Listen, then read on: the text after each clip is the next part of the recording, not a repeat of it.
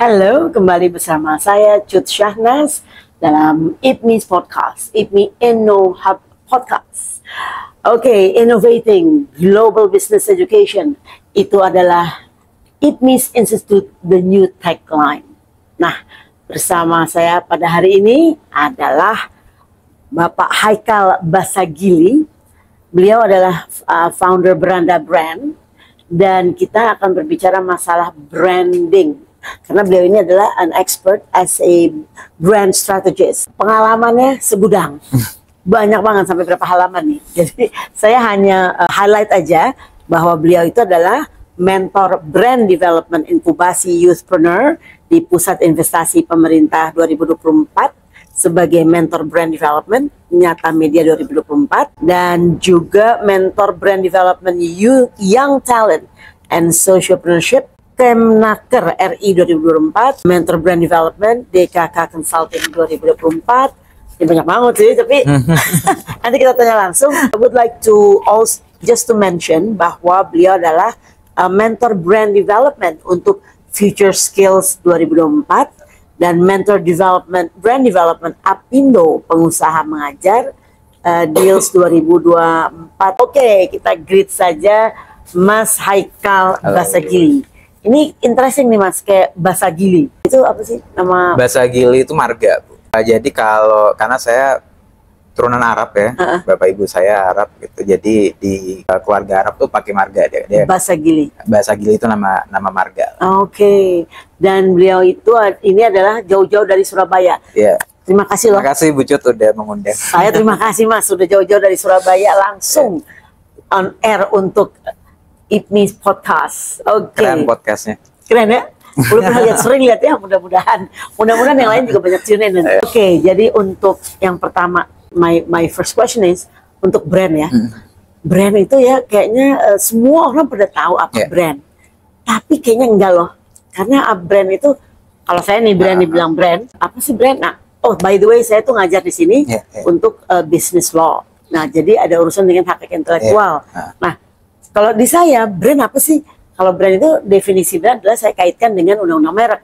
Kayak misalnya IPMI ya. Nah, kalau di undang-undang merek, brand itu adalah kata, nama, huruf, gambar yang menjadi satu kesatuan yang merupakan suatu identitas dari produk. Nah, apakah itu sesuai dengan yang disampaikan orang-orang mengenai brand? Is that it? Jadi kalau di pengertian saya pribadi dan ketika saya menyampaikan di berbagai macam kesempatan, Bu, saya bilang itu adalah part of brand sebenarnya.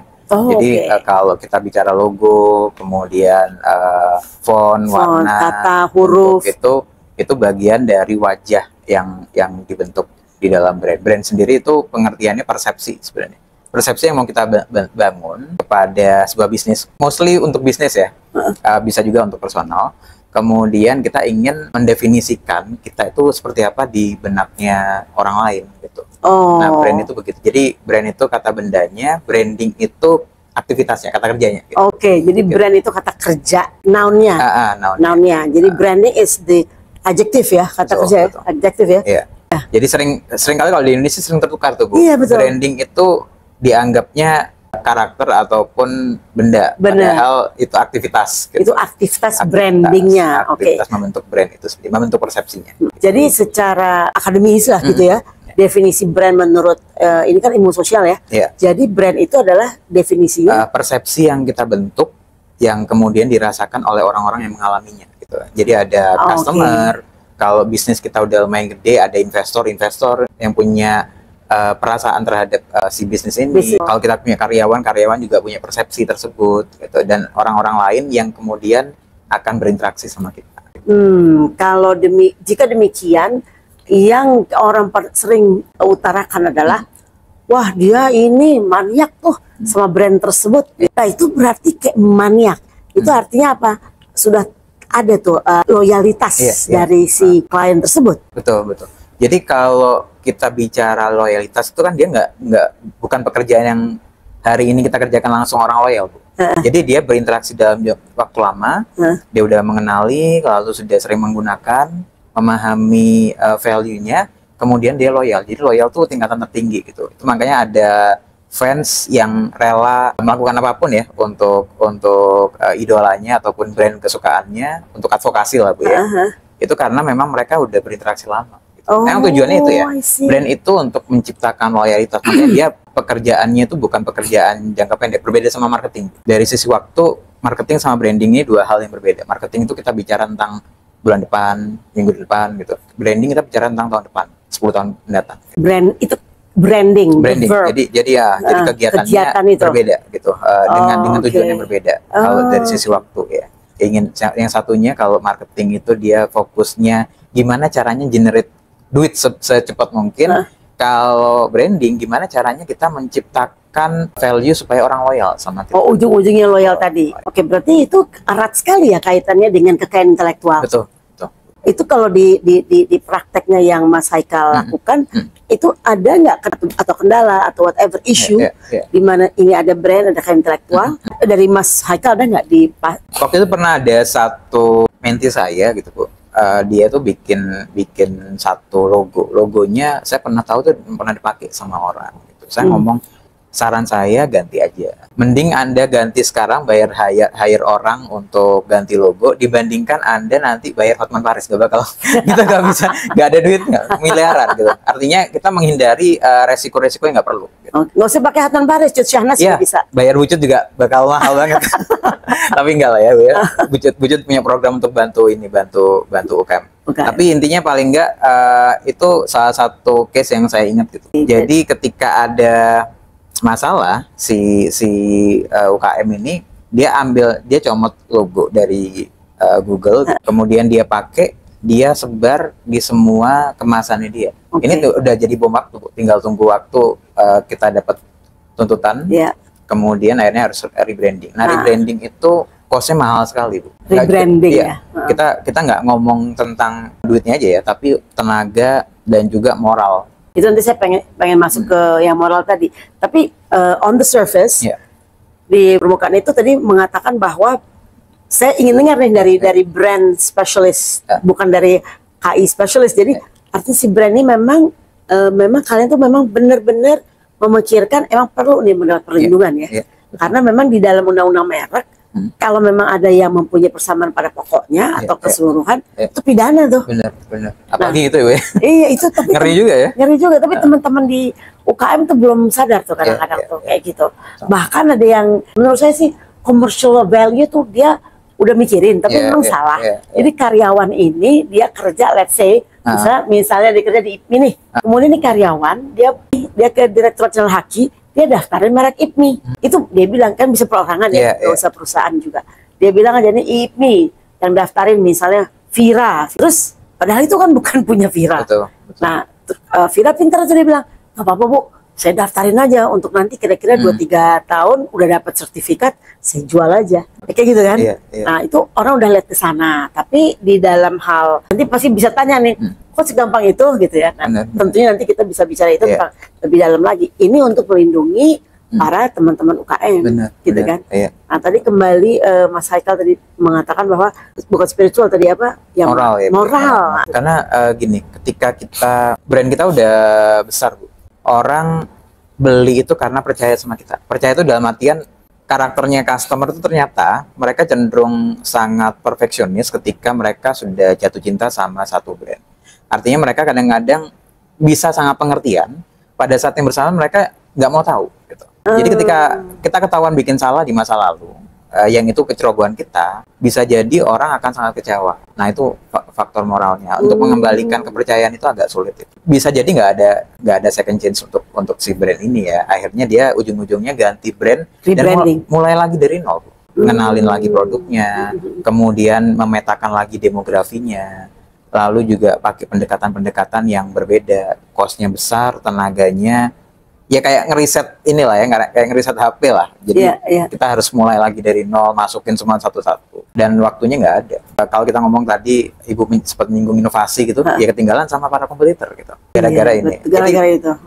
Saran saya selalu menyarankan mending investasi di awal untuk hal-hal yang sifatnya legal standing lah ya, untuk keperluan legal dokumennya beresin semuanya. Jadi nggak ada drama di kemudian hari. Paling nggak dia bisa fokus gimana caranya bertumbuh di tahun-tahun Bertumbuh, berikutnya. Dia lebih fokus ke bisnisnya sama bagaimana caranya diingat brandnya 10 tahun ke depan. Ini Mas Haikal kan banyak banget nih experiences-nya, mentor experiences-nya. Pasti banyak kasus-kasus. Betul. Boleh nggak ceritakan yang tadi, kasus tadi yang sebetulnya apa sih yang sampai segitunya dia harus melakukan rebranding? Apa? Boleh diceritain? Oke. Tanpa menyebutnya. XYZ lah kata.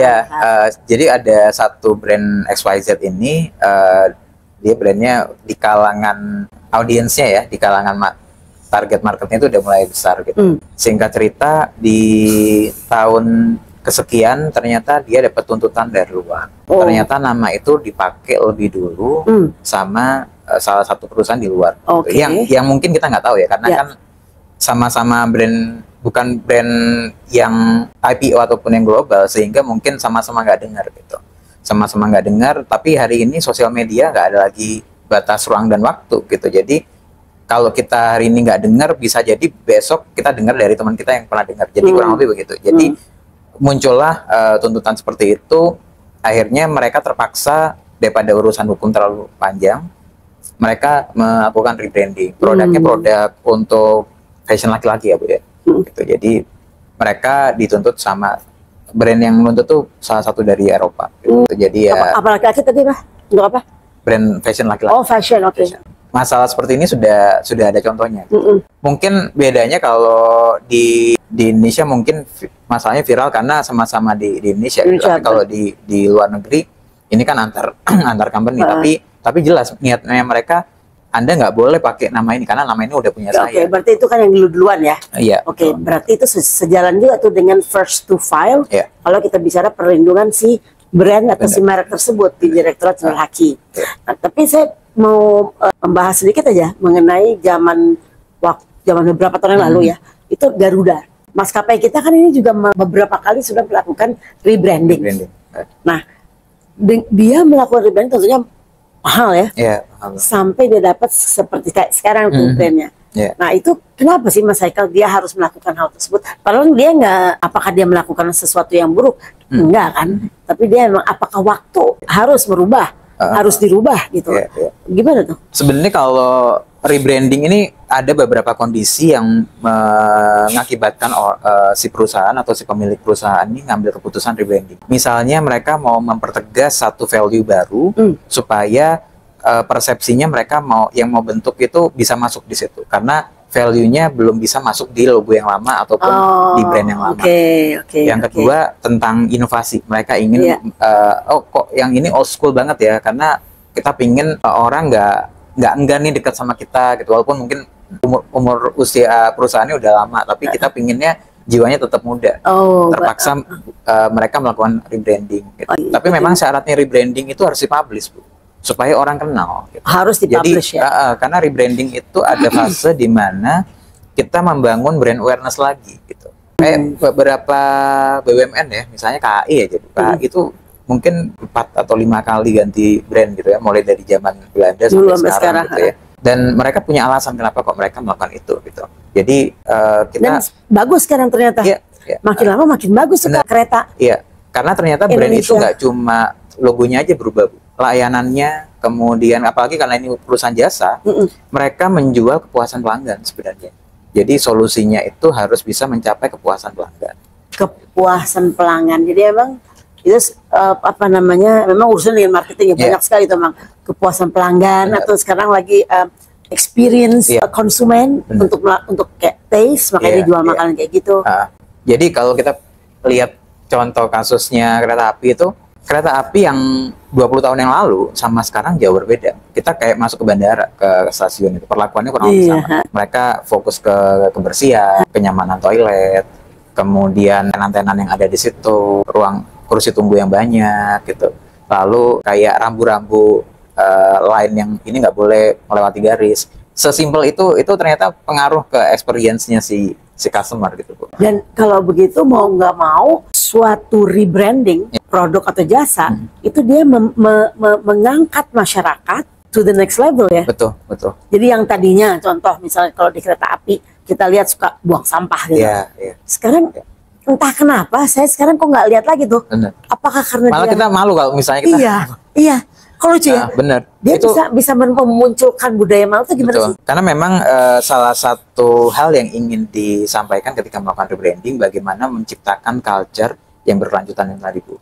Brand culture-nya dibangun di sana. So branding tuh luas ya. Luas banget, Bu. Karena dia partnya banyak sekali, Partnya tapi sangat dekat sama kehidupan kita sehari-hari. Tapi ya itu yang kemudian kita bisa rasakan ya. Cuma mungkin kadang-kadang kita nggak ngerti istilahnya apa. Tadi Mas Haikal mention tentang brand awareness. Iya. Nah, berarti tuh brand awareness salah satu tools. Brand awareness itu satu fase pertama ketika kita membangun sebuah brand, Bu. Jadi brand awareness kita memperkenalkan dan menyadarkan publik ya akan keberadaannya kita, supaya orang tahu kita bikin apa, kita ini apa, dan kenapa kok kita ada, gitu. Jadi kita kasih tahu why-nya, kenapa kok kita ada, dan kenapa kok mereka perlu kontak kita. Itu mulai dari kecil-kecil kayak pembuat tentunya kayak logo ya. Tapi Logo, terus mulai dari logo sampai kartu nama, sampai benar. kop surat. Tapi orang pikir yang orang awam tuh bahwa brand cuman itu. iya benar-benar. Sebenarnya nggak salah, Bu, pemahamannya orang-orang awam ya. Cuma mungkin tugasnya si pemilik brand gimana ya cara menyampaikan informasi lebih banyak lagi, supaya si audiens itu nggak cuma beli produknya, mereka teredukasi juga. Teredukasi, Teredukasi oke. juga. Bagaimana caranya kita membangun suatu brand sehingga orang aware, oh ini bagus, ini jelek, sampai ujung-ujungnya nggak saya mau sama dia aja, atau saya percaya sama dia, oleh karena itu saya tetap loyal sama dia. How do you build a brand to make it aware, masyarakat jadi aware? Gimana sih? Ya, kalau biasanya kita akan pahami dulu, Bu, target marketnya siapa. Jadi kita kenali dulu. Jadi sebelum kita menentukan sasaran tembaknya nih, kita ngerti siapa yang mau kita targetkan. Misalnya kita mau menentukan target usia 20-25. Bisa jadi yang ngelihat brand kita, munculnya postingan kita di sosial media atau apa, dari usia 18 sampai 30. Tapi mereka itu kayak bonus aja, Bu. Kita fokusnya di 25 sampai 30. Nah, Ini target market ya. betul. tentunya. Jadi ketika kita tahu target marketnya apa, kita bisa menyamakan bahasa gitu. Karena Oh, bahasa oke. ini, bahasanya mereka kita pelajari, sehingga kita kayak melakukan leveling lah. oke. Saya teman Anda gitu. Kita ngerti, kita seumuran gitu. Supaya Pak, kita membangun kedekatan dulu. Karena ternyata hari ini membangun brand awareness itu kalau kita nekat langsung kasih apapun, orang susah mencernanya gitu. Karena mereka akan mikir gini, what is it for me? Oke. Apa ini manfaatnya buat saya? Ujung-ujungnya mereka akan swipe aja. Padahal kita pinginnya informasinya nyampe, diingat sama mereka, dan minimal di save lah sama mereka. Kalau kita ngomongnya di platform sosial media ya. Tapi ya kalau nggak meaningful buat mereka, nggak bisa. Nah, yang kedua, kita harus tahu bagaimana membuat brand story yang menarik. Brand story yang Brand story menarik. Oh, jadi itu harus ada brand story. Harus ada. Jadi harus ada sesuatu yang diceritakan. Contoh. Misalnya apa ya? Misalnya IPMI gitu ya. IPMI satu Institut ya institut. sudah mendapat predikat institut loh kita ini. Ya, institut yang dia global mindset lah. Dosen-dosennya pakai bahasa Inggris kalau komunikasi, kemudian tempatnya nyaman, udah ala-ala kampus-kampus di Amerika misalnya. Orang nggak tahu, orang yang tinggal di Papua nggak tahu nih kampus misalnya. Gimana caranya mereka tahu? Maka kita harus sering muncul supaya mereka kenal dulu. Sering muncul. Jadi kita kasih tahu bahwa ternyata banyak kok anak-anak Papua yang pinter. Kalau misalnya mereka dikasih kesempatan, mereka nggak harus jauh-jauh ke Amerika. Mereka datang aja ke IPMI, mereka akan punya experience yang kurang lebih 11-12 mirip. Gitu. Karena diadaptasi dari Harvard ya, Bu ya. Iya. Harvard University. Dan itu menjadi satu brand story yang menarik gitu. Brand story itu penting ya. Brand story penting karena ini akan mempererat kedekatan emosional dari si penerima informasi kepada si brandnya gitu. Tapi juga harus levelingnya Harus sesuai ya, Bu ya? Sesuai dengan target market Betul. dia. Kalau dia target marketnya 40, kita nggak bisa pakai bahasa anak umur 18 tahun gitu. Kurang lebih begitu. Jadi kita harus supaya apa? Mereka ngerasa oh ya udah ini sesuai kok sama bahasa saya. Saya mau dengar. I'm listening gitu kurang lebih gitu. Jadi Apalagi ya, Gen Z agak ya gitu. agak susah tuh. Benar, karena mereka ya mungkin mereka sudah mencerna banyak informasi gitu ya. Jadi kita harus banyak mempelajari. Gen Z itu lumayan menarik sih case-nya. Mereka generasi yang lebih to the point, kemudian mereka suka yang simple, praktis, nggak mau ribet. terus juga mereka pinter, kritis. Kritis, Jadi benar, pintar dan kritis, betul. benar. Cuma mungkin memang buat generasi sebelumnya kesannya mereka generasi instan gitu ya. Iya, benar. Inginnya langsung. Iya, cuman mereka kenapa dia lebih smart gitu? Karena kan udah borderless nih kan. Oh, iya, iya. Everything dia bisa nyerap. Betul. Gitu kan? Oke. Karena mereka ya generasi digital ya, Bu. Mereka tumbuh besar bersama semua fasilitas yang generasi sebelumnya belum sempat menikmati itu, dan mereka belum ada beban karena belum berkeluarga, jadi mereka bisa fokus dengan apa yang mereka suka. Oke, benar tuh, lebih fokus ya. Oke, so tadi antara lain itu hanya salah satu aspek aja kan yang di brand awareness kan target market ya. Apalagi yang harus kita pahami untuk membuild up suatu brand? Itu, jadi selain target market, kemudian brand story, kemudian touch point-nya, Bu. Touch point, ya, oke. titik sentuhnya. Jadi kalau misalnya tadi saya sebutkan sosial media, itu sebenarnya touch point kita menggunakan channel sosial media. Kalau zaman dulu mungkin kalau kita datang ke satu pameran mobil, touch point-nya pakai mbak SPG. Mobil mewah harus orangnya cantik. Karena yang beli laki-laki. Jadi ini touch point ya. Bukan berarti ngakalin sih, tapi secara psikologis ternyata berpengaruh. Beda cerita kalau misalnya mobil bagus yang jaga mas-mas biasa aja. Karena yang datang bukan ibu-ibu. Ibu-ibu yang beliin mobil suaminya. Jarang ada ibu-ibu datang sendiri karena yang ngerti mobil biasanya laki-laki, decision maker-nya laki-laki, dan mereka lebih tertarik sama yang present gitu. Bukan mobil gitu-gitu aja fiturnya, tapi yang present mbaknya ngerti tentang mobil, cara presentasinya menyenangkan, beli. Jadi kalau mobil yang keren gitu ya, kalau ditaruh di situ sebagai salesnya yang udah bangsa kayak 70 tahun ke atas, masih mau beli nggak kira-kira? Berpikir keras kayaknya. Berpikir, karena ternyata faktor juga, faktor, dan itu normal gitu ya. Touch point itu ya. Touch point. Oke, itu mobil. Oke, saya bisa relate tuh. Tapi yang lain apa? Kalau itu mobil. Yang lain misalnya touch point, misalnya kalau kita datang ke di Jakarta udah mulai banyak pom bensin yang dia self service gitu. Itu salah satu bentuk touch point bagaimana kita memberikan pengalaman yang berbeda. Jadi ada orang niat datang ke satu pom bensin bukan karena pom bensinnya, tapi karena dia kepingin gimana sih rasanya jadi operator yang masukin. Itu bukan marketing gimmick. Enggak, itu memang salah satu touch point. Itu kenapa kok dia nggak ada di semua macam SPBU ya gitu. Kalau gimmick resikonya agak gede juga ya, tapi ini enggak, dia memang kayak di Amerika kan rata-rata begitu ya, mereka udah sendiri. Karena kan mereka mahal. Ternyata di sini dibalik gitu. Ini satu pengalaman baru yang kemudian jadi touch point orang untuk bisa merasakan pengalaman itu. Oke. Terus ada lagi yang selain itu? Sebenarnya banyak sih, kayak kalau dulu baliho, billboard itu sebenarnya touch point. Sekarang udah nggak lagi ya? Sekarang udah mulai berkurang. Ganti Videotron, Bu. Videotron yang bergerak ya. Oh iya. Mereka udah rata-rata mulai bergerak.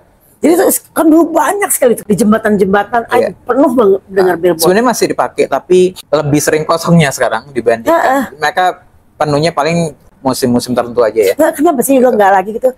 Medianya sudah bergeser, Bu.